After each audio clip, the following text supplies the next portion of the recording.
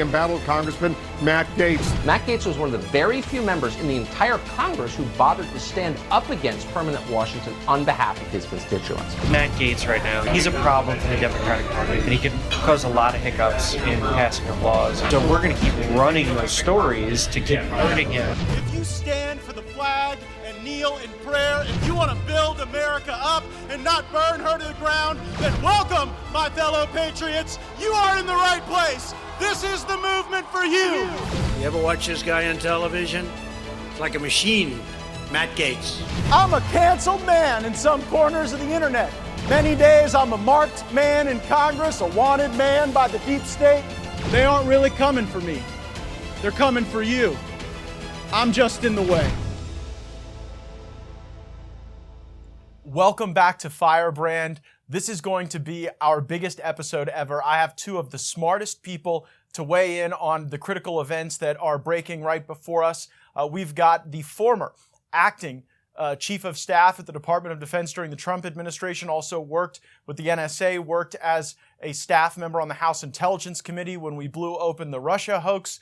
Kash Patel, he's the host of Kash's Corner, which is on Epic TV in collaboration with the Epic Times, and also you know him well as the publisher of Revolver.News, the place that has had the most thorough investigative reporting on a lot of the events around January 6th, Dr. Darren Beattie. And I'll start with you, Dr. Beattie. Tomorrow, Ray Epps will be given testimony behind closed doors to members of the January 6th committee. What do you think he's going to say? Well, I can only anticipate that he's going to say something fairly boring and along the lines of what the committee has already released to the public as ostensibly Epps's public statement, which is effectively, I'm not a Fed, and more particularly and precisely worded, I'm not a member or affiliated with, directly or indirectly, any law enforcement agency. So I think we're basically going to get an iteration of that, but they're clearly in their damage control tour, and I'm looking very carefully for any unforced errors that might result therefrom. And it would be nice if these hearings were open to the public, if Sure. Republicans that the minority leader had put on the committee was able to ask questions, but it's a hyper-controlled environment. It is an environment that Kash Patel knows well. Kash, you remember during the Russia hoax, during the Ukraine follow-up to the Russia hoax, committees would take testimony behind closed doors. They would leak excerpts that helped them build their narrative, and then they would use that feedback loop with the media. You know, as someone who's actually been a part of that process, exposing that process, you know, what do you expect broadly from this highly secretive committee and the tactics they're using to get information, but not in the most transparent of ways? Yeah, thanks so much for having me, Matt. Look, you know, is Ray Epps the new Christopher Steele? I mean, that's kind of like it in a summary, right? Remember, thanks to your courageous media reporting and interviews when we were doing the Russiagate investigation, people actually found out the nefarious nature of FBI, Christopher Steele, and their subsource network. But you remember what happened for the first year we went in with it? They pummeled us. They said, you're lying. The FBI would never do this. We would never drop an informant paid for by the Democratic Party and lie to a federal court to surveil our opponent. It would never happen under this America.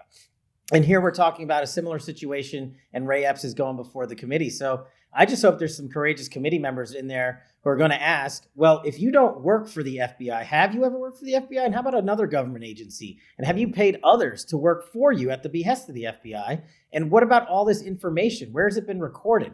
Who at the FBI were you working with? And did Chris Wray know? Did the deputy director know? Did it start before Chris Wray?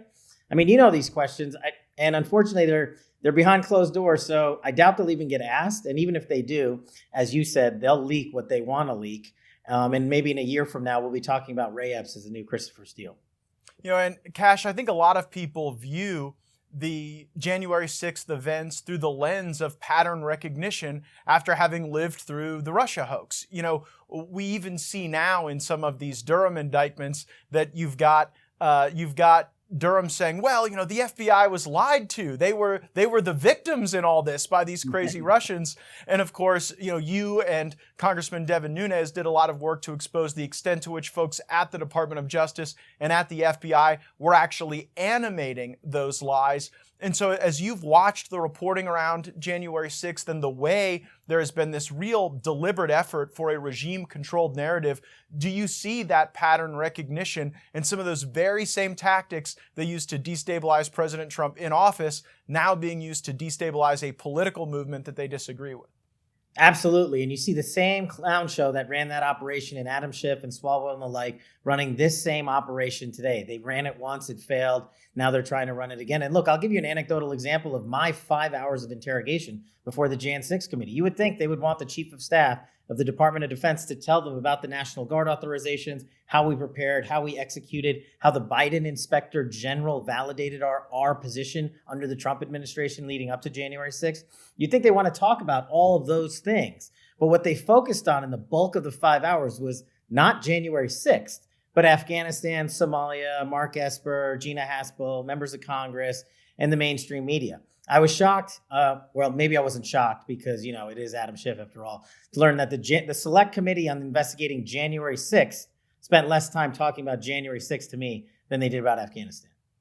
And this is the event that at the year's anniversary, they continually compared to 9/11 in Pearl Harbor, that they exhibited, basically no interest in when they had the opportunity to talk to you. So. Now, Darren, there are two vectors here we're working. There's the committee, but then there's also the Department of Justice. And we've seen a Department of Justice go from a state of slumber as it relates to a lot of these organizers to a state of great activity and animation regarding Stuart Rhodes, who really was a partner of Ray Epps in the Oath Keepers organization. Can you break down for the viewers from your reporting on Stuart Rhodes to now Stuart Rhodes' arrest and indictment and fill in some of the holes that don't make a lot of sense? Yes, I'd love to do that. But first, very quickly, some words on Epps, because I see how it's being reported and some people are reporting, the reason that Epps's face was taken off the FBI's most wanted list is that he called the FBI in early January and they talked to him January 8th, I think it is. And then on that basis, they took his name off. The only problem is they waited 6 months to take his name off. So the timeline is still very bizarre. Like, it was the case that he called them up and on the basis of that conversation, they were satisfied and they took his name off.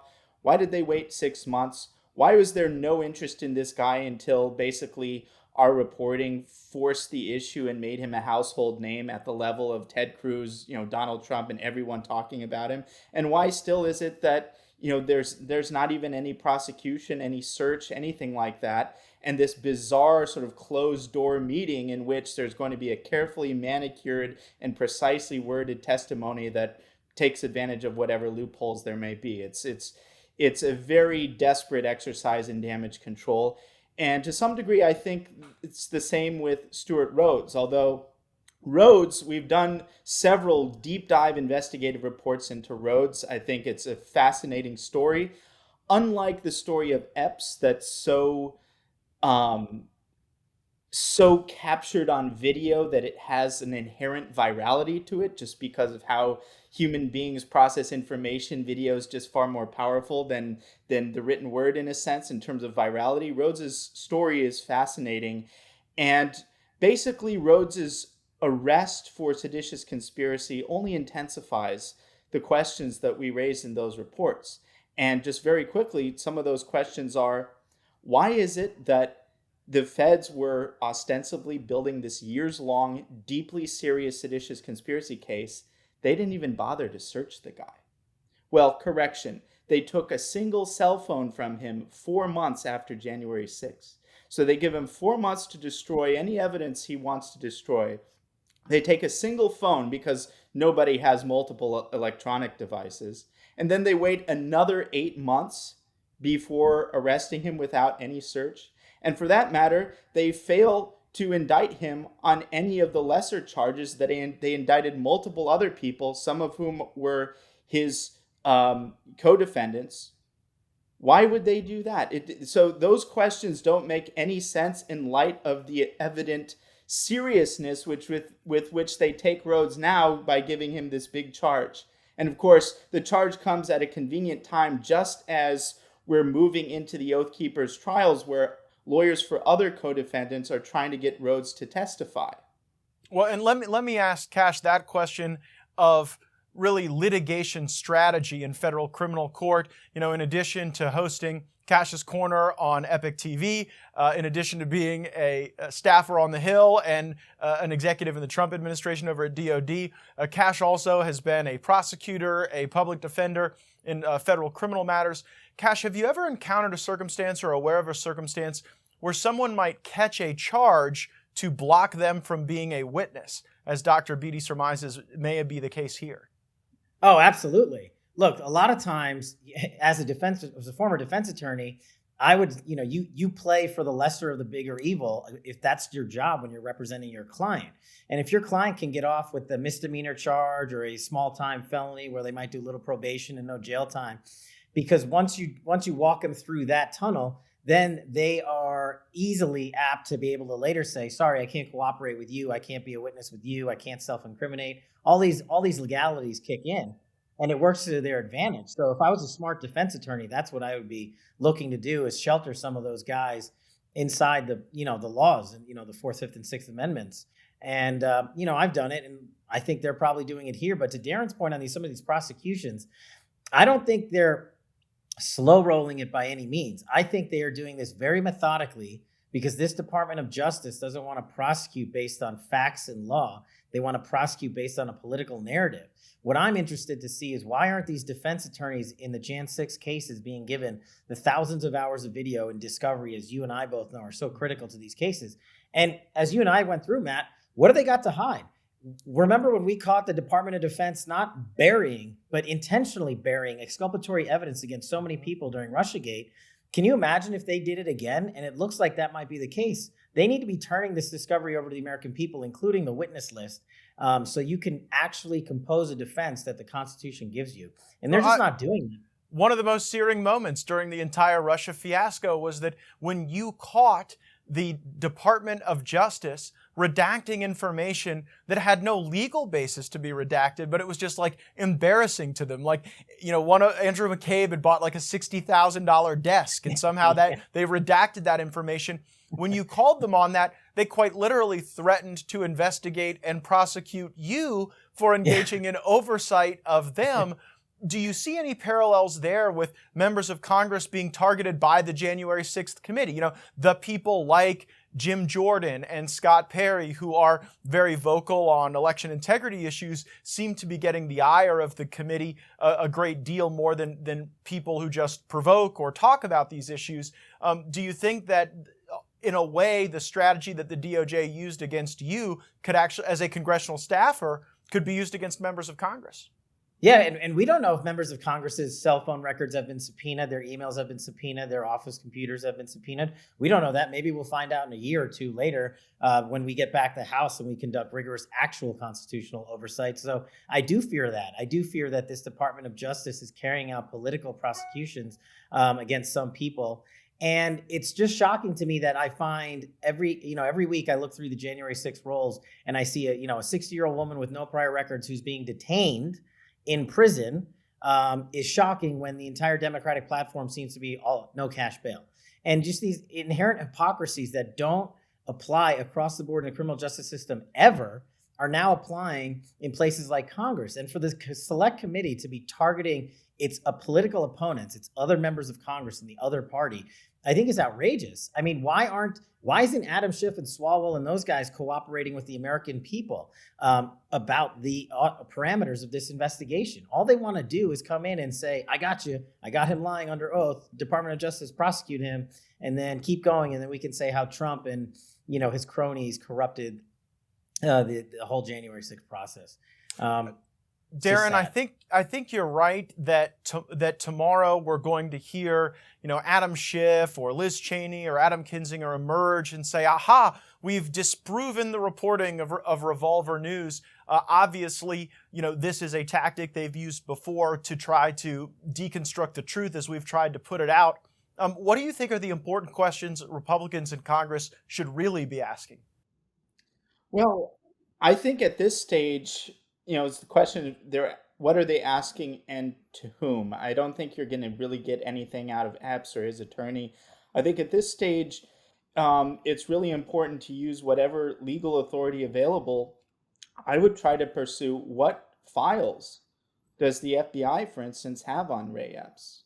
That would be an interesting thing, because even if Ray Epps is not taking a paycheck from the FBI, which was never what I contemplated and simply not usually how these things work, he's probably, if he's working in some capacity, it's probably as a sort of cutout contractor work for some agency, maybe not even the FBI. But if he has a history of operating in that space, you can rest assured the FBI is going to have a lot of information on him in their files. And I think that's something that whether members of Congress, I think additionally defense attorneys for the January 6th defendants should aggressively pursue this information to the best of their ability and within their legal authority. That's sort of an area that I think we might start to get some interesting information to see, even if they don't comply, to see how they stonewall it could itself be instructive. And certainly they have to come up with some rationale or explanation as to why Epps is on this most wanted list, right, and then off this most wanted list. Off. And then look, I just, I don't want to get into the weeds too much, but the idea that you hear in the media as part of this fake debunking victory tour that, oh, of course Epps wasn't charged, he didn't go into the Capitol. Well, a great example is an individual called Thomas Caldwell, who is a military veteran in his 60s, disabled. He didn't go into the Capitol. And in fact, very early on in mid-January, unlike Rhodes, who wasn't touched or searched for 4 months, the feds give him the full FBI raid treatment, guns pointed at him and his wife. They sweep his house. They take every bit of electronic. He ended up being in solitary confinement for over 60 days. And they hit him with a conspiracy charge, conspiracy to obstruct official proceeding. And if you look at the charging documents of that charge, the entire conspiracy effectively is constituted on the basis of Stuart Rhodes' statements and actions. So here's a guy that, first of all, you look at his case and say, why the hell, if they go after him, didn't they go after Rhodes that quickly? Because Rhodes was, a much higher level guy. But secondly, it totally puts to lie this notion that, oh, we wouldn't have charged Epps because he didn't go into the Capitol. There are multiple people. And in fact, one other example, a lot of the interesting video footage of Epps, there's one clip of Epps saying to a guy who's another, suspicious character, but that's a story for another day. He says to the guy right at the barricades, "When we go in, leave this here. We don't want to get shot. When we go in, leave this here." So compare that to the case of someone called George Tanios. And this, by the way, in this example was bear spray. George Tanios was an individual who was hit with very serious charges, conspiracy to assault an officer, because when his friend asked him for bear spray, he said to his friend, no, not yet. And that constituted an overt act of conspiracy. So if no, not yet to a bear spray is a conspiracy in this case, justifying severe charges of conspiring to attack officers, why isn't it conspiracy in the case of Ray Epps, whose activity is far more egregious, who says, when we go in, leave this here, within the context of him, explicitly advocating for this mission to go into the Capitol even the evening before. So all of these sort of false excuses they have for why they didn't go after Epps for the beginning make zero sense. They don't add up. They're weak, they're thin. The only reason they're talking about him now was that we forced the issue, which we should continue to do, because I think they're increasingly desperate in this damage control tour they're conducting. You know, Kash, you have been there in these high intensity litigation moments with terrorism suspects. What would you do to take what Dr. Beattie just said and actually fashion it into a legal defense strategy? There's going to be a lot of motion practice, requests for production. You're going to get the typical assertions of, oh, sources and methods can't produce, national security implications. What are the kind of questions that judges are going to have to answer as the lawyers in these cases try to do what you really advised, and that is get the evidence out and in front of the tribunal? Well, you're going to need a brave couple of folks on the judiciary, and I don't know where they're going to be coming from, but hopefully somewhere. And what you're going to need is more than the whole classified, not classified thing, because the stuff related to January 6th, it's not classified. It's just not. It has nothing to do with national security interest. It has nothing. But they'll to do say it with is. They'll say it. I guarantee you, Kash, as sure as I'm here, I'll bet you dinner that there's going to be some sort of sources and methods, national security classification, and really one of the key moments that will decide whether we break through this thing to the truth is whether or not you'll have judges that will call BS when that cloak is being overlaid, just like we just talked about with the Andy McCabe desk, right? Where they're over redacted. No, you're totally right, and the problem with and the good thing about a federal judge versus the United States Congress is a federal judge has more power than literally the sitting president. So if you get a federal judge who believes in the Constitution and the disclosure obligations under discovery to the defense, then a federal judge can issue an immediate release of all those documents if he's working with a defense attorney who's actually practicing to defend his client in the best interest of the law. And they should be recommended and referring to all of the contact reports, all the investigative documents, not just at the FBI, but at the DHS, at the Department of Justice, at every agency involved in and surrounding January 6th. And they should be putting those documents into the court system so that the American public can go pull them, because the court filings, as you guys know, are all public, as they should be. And I think you're right, Matt. There'll be some DOJ attorney who screams, national security, but they did that with Christopher Steele. Remember, we were going to kill Christopher Steele if we released his name. We were going to kill our relationship with England. The Western European economy was going to collapse. And it turns out the only thing we unveiled was the largest criminal conspiracy in presidential election history. And the only people we embarrassed were James Comey, Andy McCabe, and the whole crew of Strzok and Page and those miscreants. And unfortunately, this is looking like another retread of that great calamity that we had to endure. And I hope, Darren's hard work pays off sooner than later. Right. And just really quick addendum to that on the national security pretext. So H.R. McMaster recently sat down with Joe Rogan, and Joe Rogan, to his great credit, has taken a brave interest in the January 6th issue, even citing Revolver. And he brought up the Fedsurrection, Fed infiltration question to McMaster, who, of course, denied it, and then responded by saying, there may have been some weird stuff going on, but it was probably the Russians. So there's your national security pretext there. When in doubt, it was the Russians. Right. Right. When in doubt, the specter of Russian involvement has to bar our pursuit of the truth. And the narrative they're trying to build now is one against a movement, not just against a president. But Kash, these tools well. Now it seems like a whole lot of threat construction, a whole lot of political threat construction around the American right. As you project forward in your thinking and analysis, what comes kind of next after the indictments and trials of these January 6th detainees? Do you see this being a play in financial institutions, barring people from employment if they were anywhere in the DMV area on January 6th?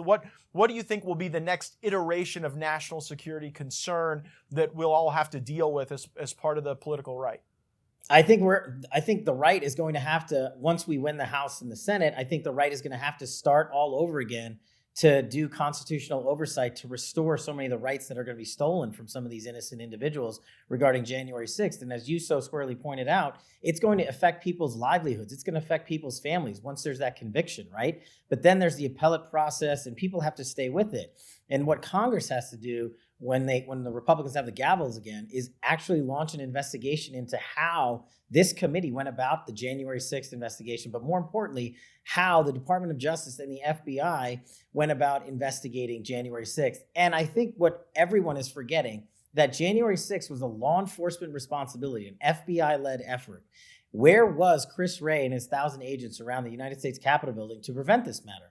Why didn't anyone ask for law enforcement agents on that day? Congress needs to be asking the FBI and the Department of Justice those very questions. And unfortunately, it's a slow burn. We can't do that until we get the gavels back. And unfortunately, I also think there's going to be some convictions of individuals whose rights are going to be violated, whose due process rights are going to be violated in the rush to justice in this midterm election cycle by a Department of Justice that seems to want to politicize some trials. Well, Kash, you're pretty optimistic about the ability for Republicans to perform that needed oversight, but you lived through the experience where you and Devin Nunes were trying to get the truth before the country, and we had Paul Ryan and Trey Gowdy and Bob Goodlatte saying, there's nothing to see here. We just need to trust the FBI did nothing wrong, and we would all be happy with what they're up to. I am even more convinced that the FBI did exactly what my fellow citizens would want them to do when they got the information they got, and that it has nothing to do with Donald Trump. And it was all nonsense. It was all a construct in order to exercise their power against Trump. Do you have confidence in the Republicans in the majority to actually be bold enough to get those questions answered? Well, if we give you a gavel, then I definitely have confidence in it. So, all right. Well, if they give me a gavel, you got to come back and be my staff director. Deal. Look, I guess I think you're right, Matt. I think maybe it is a little, believing in pie in the sky in my side of the thing, but because it was such a hard battle to wage. But I do think there's guys like you there. There's guys, the Jim Jordans and Banks of the world. There's Scott Perry. There's so many guys and gals that are warriors of ours in Congress. They're just going to have to take the mantle up on their own. And at least this time, we won't have a Paul Ryan to get in our way and shoot ourselves in the foot and the face at the same time. And we're going to have a large momentum. We thought Paul Ryan was the savior from John Boehner. And then, so like it's like a backup quarterback, right? These guys and gals who want to be speaker. When they're sitting on the bench, you think they're going to be the savior of the franchise. And then when they actually have the ball in their hand, you get something dramatically different. But I think it's really important to keep talking about this because our constituents are, the American people are. We saw recently Congressman Crenshaw in a town hall meeting really confronted by one of his constituents about why not enough had been done to take on the cause of people whose due process has been violated. My question is on the January 6th. What have you done to help any of these people that are being held without any due process? There is no due process. They're political prisoners. Have you done anything to help, is my question. Look, like I said, I mean, what? You're a congressman that represents the state of Texas. Is there anything else you can do? I mean, do we throw our hands up and say, I'm sorry?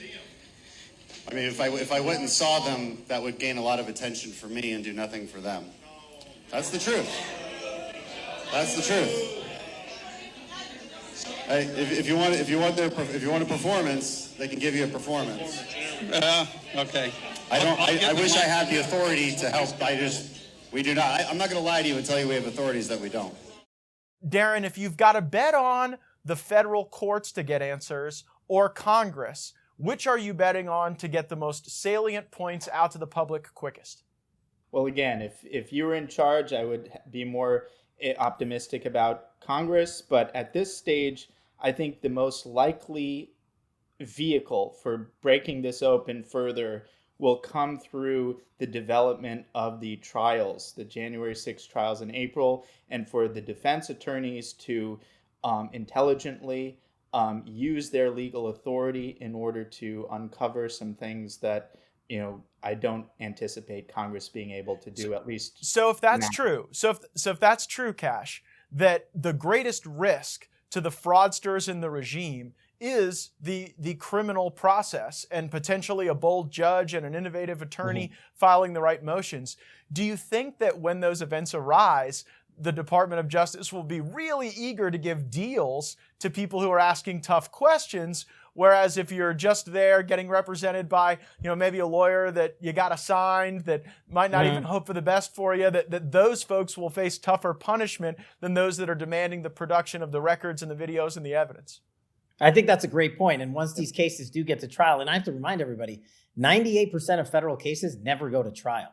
Literally, 98%. Less than 2% of cases go to a jury trial in federal criminal court. So it's almost unheard of to begin with. And the fact that so many of these cases are setting themselves for trial posture probably has the Department of Justice a little worried. And I think you will see a flurry of plea deals coming in the early spring of this year, because what they'll do is they'll offer people no jail time, probation, just don't say anything to the press. Just let's put this one under the way, and they'll chalk it up as another conviction in federal court. Yeah. That's the unfortunate reality of the situation, because what you need for this entire process to actually work is not just an innocent defendant, but a defendant willing to put it all on the line, risk years in federal prison, risk punishment to his family, risk harm to his reputation. And that is a lot to ask of any human being, especially an everyday civilian that should never have gone through this. So they're going to need a lot of support. Just an addendum to that. So the famous footage of Epps, right at the site of that decisive breach of the metal barricade, of Epps whispering into someone's ear, and then 2 seconds later, that individual goes on to storm through the barricade. That person is Ryan SAMSEL, and that's a very interesting story in its own right. He was brutalized in prison, beaten in prison. Like, he probably made some judgment errors, to say the least, on January 6th, but nobody deserves, brutal treatment in prison, which he's gotten. And one interesting thing about him is he's actually done interviews since his arrest. But the one thing that my understanding is that he's keeping very, very close to the chest is, what did Ray Epps whisper in your ear 2 seconds before you busted down the barricade? So I sure hope that question gets answered tomorrow when Mr. Epps is there. And who knows? I may see him walking in the hallways, and I certainly wouldn't be afraid to ask if we happen to encounter one another. Now, Kash has had almost every job in the government, in Congress, at the DOD, at the National Security Council. And Dr. Beattie has been fired, I guess, by now both the Biden administration and the Trump administration. Yes. I want you to be able to react to a couple things here, Dr. Beattie. First, the man who fired you in the Trump administration, John Kelly, is now actively meeting with former Trump administration officials to try to impair Donald Trump's political fortunes and a prospective 2024 candidacy. What was your reaction to the news that the man who fired you as Donald Trump's chief of staff and smeared you unfairly was now part of the resistance? Well, I mean, this is nothing new. He was part of the resistance, as far as I'm concerned, when he was working as chief of staff. So this is just kind of coming out in the open. It's not a surprise. Unfortunately, it's one of many such cases, as Trump is wont to say. There's many such cases, and that's just the way it goes. So I hope he fails in all of his future endeavors. And most recently, I know you were very much enjoying the contributions you were making to work to preserve historical sites, to ensure that the Holocaust wasn't recast or put into the chambers of history in an inappropriate way, but that it was recognized and that it was validated. And after your reporting, it seemed like when Joe Biden came in, he had no problem with you serving in that role pursuant to your appointment. But when you started reporting on the Department of Justice and the FBI and Ray Epps, all of a sudden you were no longer worthy to preserve cultural sites. Right. What was your reaction when you got that notice of constructive termination from the Biden regime? Well, again, I think it's a remarkable distinction to be fired from both Trump and Biden administration. So I'll just leave it to people to determine whether that's a good thing or a bad thing. But as for the Biden issue, a lot of my friends who had appointments, they've been terminated far earlier than I was. So in a way, it was surprising that I lasted as long as I did. And it was only when the issue came to the fore that this guy is causing tremendous trouble for the Department of Justice and FBI that kind of forced the issue.